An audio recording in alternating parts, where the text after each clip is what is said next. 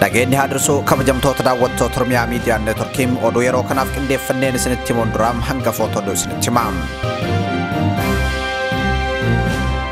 Dhaabbileen tola ooltummaa namaa chaaritii fi Xayyayaraa Humanitarian Organization jedhaman deeggarsa namoomaa uummata Oromoo afaan taalleef taasisaniitii jiru. Ministeerri barnootaa Itoophiyaa waraqaa ragaa digirii eebbifamtoota dhaabbilee barnoota olaanoo wiirtuu tokkotti akka maxxanfaman ajaje. Durataan hariiroo dhimma alaa Seeneetii Ameerikaa muddamni Itoophiyaa fi Ertiraa gidduu dabalaa dhufee akka laafuu gaafate. Mootummaan Ertiraa qoodamiinsa adda bilisummaa uummata Tigraay hammeessuuf karoora akka hin qabne ibse. Tokkummaan mootummootaa waraana waliinii Suudaan keessatti deemaa jiruun gocha gara jabeessummaa suukaneessatuu daa'imman irratti raawwatamaa jira jedhe.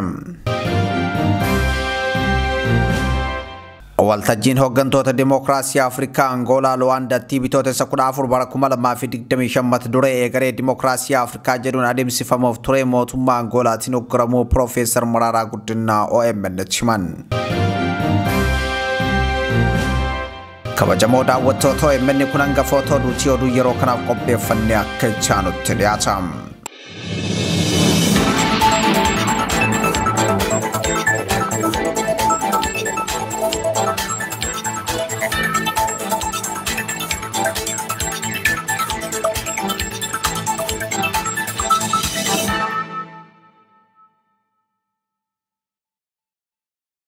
Dhaabbileen tola ooltummaa namaa chaaritii fi Xayyayaraa Humanitarian Organization jedhaman deeggarsa namoomaa uummata Oromoo afaan taalleef taasisaniitii jiru. Uummanni kun rakkoo bal'aa keessa jiraachuu gareen dhaabbata tola ooltummaa namaa chaaritii ibsuun xiyyeeffannoo barbaadu jedhaniitii jiru. Yoo ammaan furmaanni hin barbaadamne bor akka gargaaruu hin dandeenyetti rakkina ulfaataa salphatti hin furamne keessatti kufuu malu jechuun dhaamaniitii jiru. Viidiyoo gareen tola ooltummaa kun uummata rakkatee jiru dubbisuun maxxanse irratti akka dubbatanitti rakkoo bishaan dhugaatii fi nyaataa qabaachuu dubbatu. Takka beela'aa takka argataatuma jiraachuutti jirra kan jedhan sababa kirkira lafaan qe'ee isaan irraa buqqa'uu himanii roobnis roobuu didee jiraachuu himaniitii jiru. Jalqaba sababa kirkira lafaan qe'ee isaan irraa buqqa'uu himuun hongeen dheeratee nyaanni beeladaas dhabamuun isaan rakkisuu himu.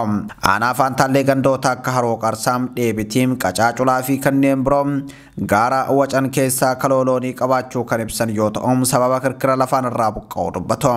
Nama dabalatee beeladoonnis beelaa fi dheebuun jalaa miidhamaa jiraachuu himaniitii jiru. Gareen dhaabbata tola ooltummaa namaa chaaritii jedhaman deeggarsa namoota irraa argataniin deeggarsa midhaan nyaataa jalqabaa uummata kanaaf taasisuu ibsaniitii jiru. Haaluma wal fakkaatuun dhaabbanni tola ooltummaa Xayyayaraa Humanitarian Organization deeggarsa mallaqaa waldaa maccaa fi tuulamaa hawaasa Oromoo Ameerikaa kaabaa jiraatu irraa argateen deeggarsa midhaan nyaataa taasisuuf ibseetii jira. Uummata qe'ee isaan irraa buqqaan abbootii warraa gara 400 oliif deeggarsa midhaan nyaataa fi zayitii nyaataa taasisaniitii jiru. Uummanni kun deeggarsa bal'aa fi atattamaa akka barbaadus dhaabbileen tola ooltummaa kunneen dhaamaniitii jiru. Rakkoon nageenyaa barsiisota dabalatee hojii baruu fi barsiisuu gufuu jabaa ta'ee itti fufee jiraachuu barsiisonni himan. Aanaa fi gandoota baadiyyaa keessatti barsiisaa baay'inaan 5 caalletuun barattoota kutaa 1 hanga 8 barsiisa jedhan barsiisonni OMN dubbise. Faallaa kanaa manneen barnootaa magaalaa jiran ammoo barsiisota ga'aa fi ga'ee hojii salphaa qabaachuu himu. Kun immoo kan ta'e sababa rakkoo nageenyaa fi dararaa adda addaan barsiisaan hedduun gobboo kafaluun manneen barnootaa magaalaa jiranitti jijjiirratan jedhu. Barsiisonni baadiyyaa keessa jiran ganamaa fi galgalatti deddeebi'uun barattoota waaree duraa fi boodaan baratan barsiisutti jiraachuu himu. Kana irratti barsiisaan baadiyyaa jiru waan nyaatamuu fi dhugamuuf miilaan sa'aatii 3 ol deemanii mataa irratti baadhatanii baadiyyaa bakka hojii isaanitti galu jedhu. Konkolaataan motor saayikiliin walumaa galatti sochiin geejjibaa tokko akka hin jirre himu. Kun hundi sababa rakkoo nageenyaa ta'uu himuun addatti barsiisonni rakkoo jireenyaa ulfaataa kallattii adda addaan irratti walqa'ee jala jiraachuu himaniitii jiru.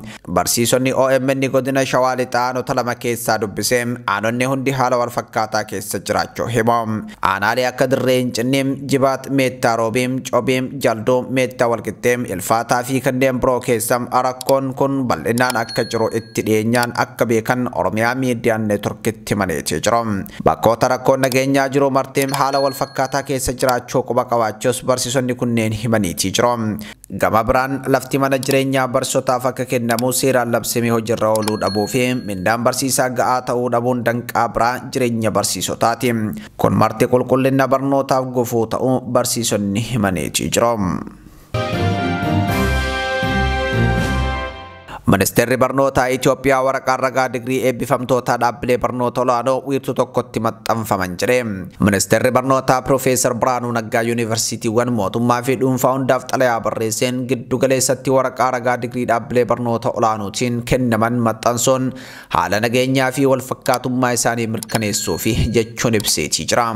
Kanaaf dhaabbileen barnoota olaanoo asxaa fi waraqaa ragaa digrii eebbifamtoota irratti hammachiifaman akkasumas maqaa barattootaa bara kana qormaata bahiinsaa fudhatanii darbaniif eebbaaf qophaa'aa jiran akka erganiif ministeerichi xalayaa kanaan dhaameetii jira. Hojii maxxansa ragaa digrii barattoota eebbifamtoota yuunivarsiitii kun bara 2017 akka lakkoofsa Itoophiyaatti eebbifaman irraa eegaluun wiirtuu tokkotti maxxanfamuu akka eegalus ibseetii jira. Waltajjiin hooggantoota Dimookiraasii Afrikaa Angoolaa Luwaandaatti bitootessa 14 bara 2025 mata duree heegaree Dimookiraasii Afrikaa jedhuun adeemsifamuuf ture mootummaa Angoolaatiin ugguramu Prof.Maraaraan guddinaa Oromiyaa miidiyaa neetworkitti himaniitii jiru. Bulchiinsa Afrikaa fooyyessuu fi giddugaleessa Dimookiraasii taasisuuf waltajjii Dimookiraatota Afrikaa Pilaatfoormii for Afrikaan Dimookiraates bara 2023 kan hundaa'e yoo ta'u kunis siyaasa Afrikaa cimsuu fi muuxannoo dimookiraasii paartilee mormitootaa jidduu jiru waliif qooduu irratti kan xiyyeeffatedha jedhameetii jira. Ibsi dhaabbanni waltajjii Dimookiraatota Afrikaa Angoolaa irraa baasee akka mul'isutti bara kana Angoolaan kan filatamteef dura ta'an gamtaa Afrikaa Angoolaa ta'uu hordofeetii jedhe.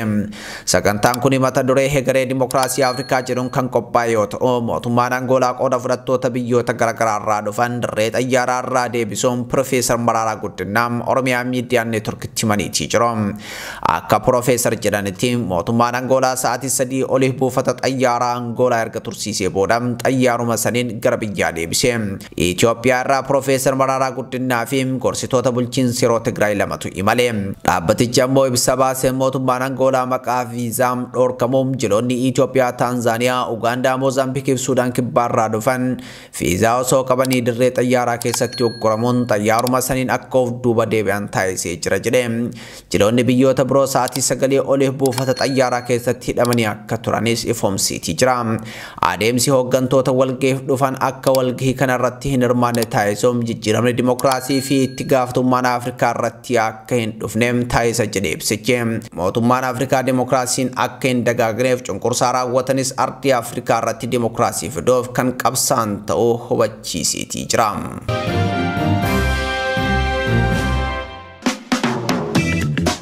Irreen Oromiyaa miidiyaa neetwork isin ta'uu keessan yoomillee qalbiidhaa isin baduun qabu. OMN maallaqaan tumsuuf filannoo harka keessan jiru keessaa tokko isin yaadachiisuu feena. Karaa PayPal OMN maallaqaan tumsuun filannoo keessan isa salphaadha. Kutaa addunyaa kamiyyuu kan jiraattan kana gochuu dandeessu. Adeemsan isinitti himu kana hordofaa. Jalqaba Facebookii OMN dhaqaatii hidha yookiin liinkii PayPal jettu cuqaasa. Donate Oromiyaa miidiyaa neetwork kan jedhu gaditti hamma maallaqaa arjoomuu feetanii galcha. Ittaan saatii make this on monthly basis sanduqa jedhu cuqaasa. Amma immoo emailii fi paaswordii akkaawuntii PayPal keessanii bakka isin gaafatutti waan isin gaafatu guutaatii gumaacha. Durataan hariiroo dhimma alaa Seneetii Ameerikaa muddamni Itoophiyaa fi Ertiraa gidduu dabalaa dhufe akka laafu gaafate. Durataan koree hariiroo alaa Seneetii Ameerikaa James Risjem walitti bu'iinsi Tigraay fi naannoo sanitti irra deebiin yoo ka'e balaa guddaa akka fidu akeekkachiise. Itoophiyaa fi Ertiraan atantamaan muddama gidduu isaanii dabalaa jiru akka laaffisanis waamicha dhiyeesseetii jira. Akeekkachiisni kun kan ba'e wayita muddamni biyyoota lamaanii dabalaa jiruu fi qoqqoodinsi keessoo adda bilisummaa uummata Tigraay keessatti uumame hammaataa dhufettidha. Jalqaba torbee kanaa itti aanaan pirezidaantii bulchiinsa yeroo Tigraay Leetinaanti Jeneraal Tsaadqaan Gabratinsaa'ee waraanni Itoophiyaa fi Ertiraa waan hin oolle fakkaata jedhaniitii jiru. Bulchiinsi yeroo Tigraay hooggantoota waraanaa 4 hojiiwwan murtee mootummaa irraa maqan irratti bobba'anii fi gochoota naannicha gara wal dhabdee keessatti galchan raawwatan jedheem hojiirraa dhorkuu hordofee wal dhabdeen adda bilisummaa uummata Tigraay keessatti uumame daran hammaateetii jira. Bulchiinsi yeroo naannichaa itti aansuun mootummaa federaalaa Eertiraa rakkoo kana to'achuuf gargaarsa barbaachisaa akka godhu gaafatee jira. Abuut gama isaatiin waamichi kallattii fi alkallattiin qaamni sadaffaan gidduu akka seenuuf godhamu waliigaltee nagaa Piriitooriyaa irratti balaa hamaa geessisa jechuun mormeetii jira. Imbaasiiwwan biyyoota dhiyaa fi biyyoonni miseensa gamtaa Awurooppaa ibsa waloo baasaniin waliigaltee Piriitooriyaa bara 2022 mallattaa'eef deeggarsa qaban ibsuun deebi'anii jeequmsatti seenuun hin barbaachisu jechuun akeekkachiisaniitii jiru. mootummaan Ertiraa qoodamiinsa adda bilisummaa uummata Tigraay hammeessuuf karoora hin qabu jedhe. Ministeerri odeeffannoo Ertiraa Yamaanee Gabra Masqal ibsa kenneen Ertiraan garaagarummaa gartuuwwan siyaasaa TPLF keessa jiran adda addaa gidduutti uumamee cimsuudhaaf yaaddoo homaatu hin qabdu jechuun ibsiitii jira. Obbo Yamaaneen himannaa humnootiin Ertiraa Itoophiyaa keessa akka jiran irratti dhiyaate waldhabdee biyyattii keessatti mudate haguuguu irratti kan kaayeffate ta'uu ibse. Mootummaan Ertiraa waliigaltee nagaa Piriitooriyaa booressuuf yaada kan qabne subsiitii jira. Kana malees waliigalteen Piriitooriyaa garee TPLF fi mootummaa federaalaa gidduutti mallattaa'e dhimma keessoom Itoophiyaa ta'uu ministeerri odeeffannoo Ertiraa kun addeessee jira.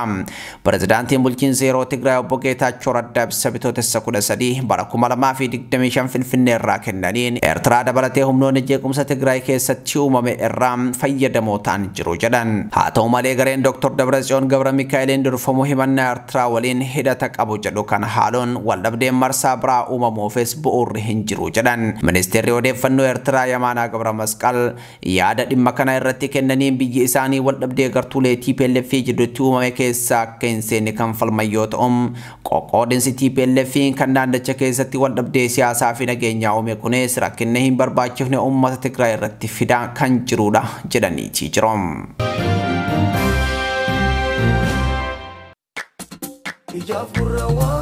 Akkam jirtu daawwattoota OMN. Tumsi hundeeffama saarraa kaasee hanga ammaantan OMN'if gootan OMN waggoota 10 oliif osoo walirraa hin kunne sagalee uummataa akka ta'uu dandeessisee jira. Har'as yeroo kamii ol deeggarsi keessan OMN'if wabiidha. Warra sagalee hin qabneef immoo sagaleedha. YouTube OMN subscribe, share, like, comment gochuudhaan qabiyyeewwan keenya hedduu biraa akka dhaqqaban godha. Mallattoo bilbilaa cuqaasuunis qophiiwwan keenya battala tamsaanitti yaadachiisi akka isin bira ga'u tolcha. Mallattoo subscribe jettu cinaa kan jirtu join ishee jettu tana cuqaasuudhaan immoo karaa YouTube keenya OMN maallaqaan deeggara. $1.5 kaasee hanga fedhaa fi humna keessanii gumaachuudhaan super chat fi stiikeroota bitachuun tumsa godha. Yoomillee tumsi keessan hiree OMN kan murteessuu fi wabii fi hamilee uummata keessan dheebuu miidiyaa qabu akka ta'e hin dagatinaa. Galatooma OMN ijaaf gurra uummataa.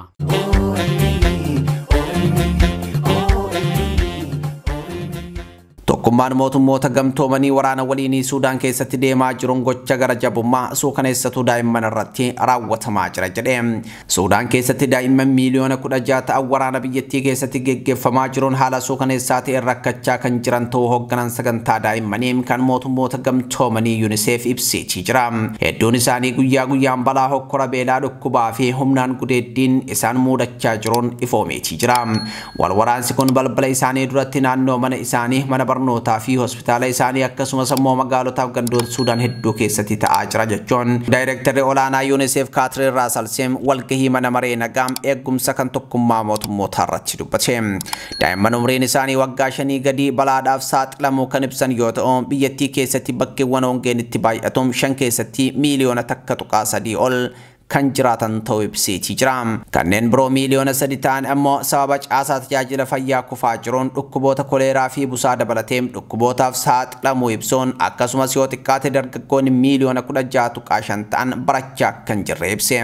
Bara darbe kutaalee Suudaan 18 keessaa 9 keessatti dhibboonni gudeeddii daa'imman irratti raawwataman 221 gabaafamee jira kan jedhan Raasal warra humnaan gudeedaman kana keessaa harki 3 keessaa 2 shamarran harka 1 ammoo dhiira akka ta'an ibsameetii jira. Kanneen dhimmi isaanii galmaa'e keessaa 16 daa'imman umriin isaanii waggaa 5 gadi ture. Inni kaan immoo daa'imman umriin isaanii waggaa 1 gadi ta'edha jedhameetii jira. Hoogganaan dhaabbata doktoroota daangaa hin uggurre gareelee isaanii Suudaan keessatti ragaa hokkora saalaa arganii jiru. Bara darbee namoota lubbuun hafan 385 yaaluun isaanii gola nagaa eegumsa kanaaf himameetii jira. Tole kabajamtoota daawwattoota OMN oduu nammaa walitti qabannee kana gammaa daawwattaniidha. Oduu birootiin amma walitti deebinutti turtii gaarii.